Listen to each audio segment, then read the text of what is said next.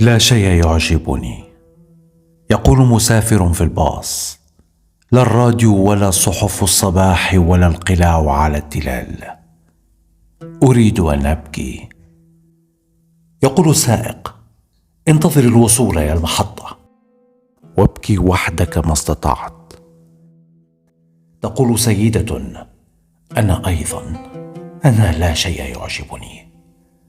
دللت ابني على قبري فأعجبه ونام ولم يودعني. يقول الجامعي، ولا أنا لا شيء يعجبني. درست الأركيولوجيا دون أن أجد الهوية في الحجارة. هل أنا حقا أنا؟ ويقول جندي، أنا أيضا، أنا لا شيء يعجبني. أحاصر دائما شبحا يحاصرني.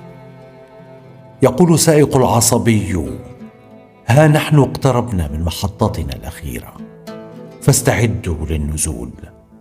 فيصرخون، نريد ما بعد المحطة فانطلق. أما أنا فأقول، أنزلني هنا، أنا مثلهم، لا شيء يعجبني ولكني